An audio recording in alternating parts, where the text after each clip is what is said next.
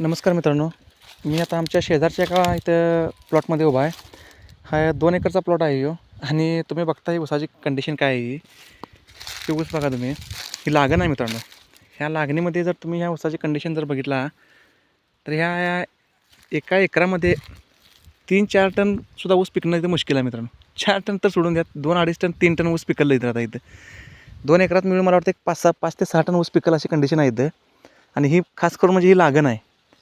आता ही अशा पद्धतीने इथं आता हे सगळं शेतकऱ्याचं नुकसान झालेलं आहे. सगळं नुकसान झालेलं आहे म्हणजे त्याने काय आता त्यांना जमलं नाही म्हणा किंवा त्यांचं जे काय असेल ते असेल त्या विषयावर आपल्याला काही बोलायचं नाही.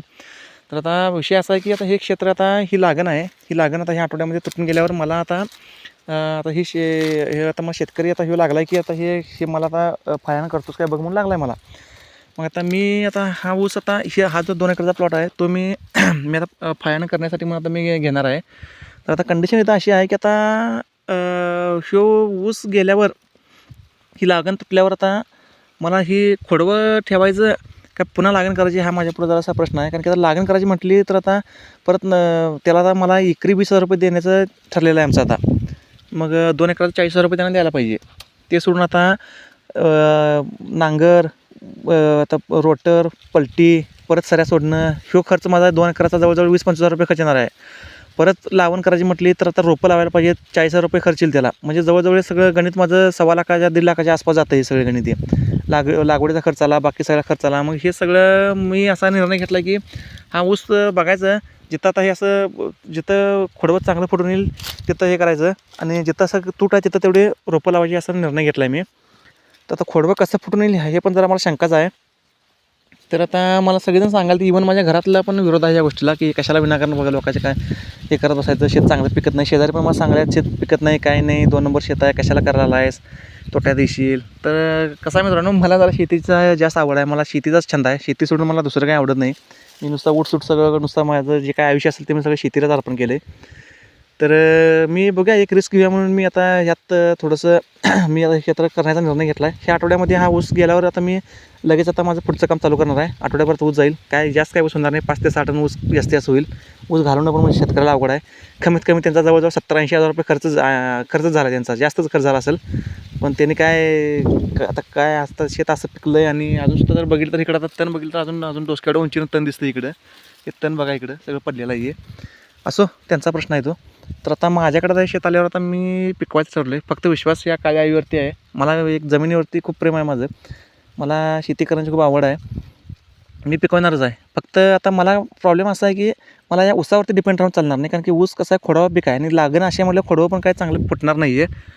मग मला थोडंसं आता ह्याच्यामध्ये काहीतरी उन्हाळ्यामध्ये काहीतरी काकडी म्हणा किंवा इतर काहीतरी थोडंसं आंतरपिकं वगैरे काहीतरी घेऊन त्यातनं मला खर्च भागवावा लागणार आहे. कारण की ह्या वर्षी तर काय मी शक्यतो मला वाटतं कट टू कट मी नो प्रॉफिट नो लॉसमध्ये शक्यतो राहीन असं वाटते मला. कारण की लागण अशी बघून मला तर पण धाडस होत नाही सोडा हे आता परत खोडवं ठेवायचं. पण पर्याय नाही, कारण की मला परत आता एवढा खर्च करायचा म्हटलं आणि त्यांना पण मला 40,000 रुपये सुरुवातीला ॲडव्हान्समध्ये द्यायचे आहेत त्यांना.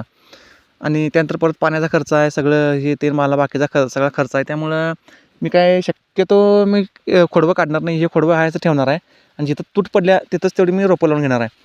आता बघूया शक्यतो जे काय असेल ते स्वामींची इच्छा. पण तुम्हाला सांगण्यासारखं एवढंच आहे मित्रांनो की ही अशी शेती करणं काय परवडण्यासारखं नाही मित्रांनो.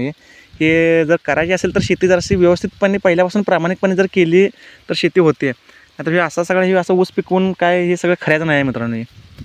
तर बघू मी आता सध्या असा निर्णय घेतला की आता ह्या आठवड्यात ऊस तुटून गेला की सगळं व्यवस्थित एकदा बगला पाडून घ्यायच्या आणि टिबक वगैरे टाकून सगळं घेणार मी. आणि त्यानंतर जिथं तूट पडल्या तिथं सगळी रोपं लावून घेणार आणि उन्हाळ्यामध्ये काहीतरी असं काकडी म्हणा किंवा इतर अजून कुठलं आंतरपीक काय घेता येईल ते मी जरा अजून अभ्यास करायला लागलो आहे. ते सगळं करून आता सगळ्यात पहिला मला ह्याचं माती परीक्षण केलं पाहिजे. कारण की जरा जमीन 2 नंबर आहे.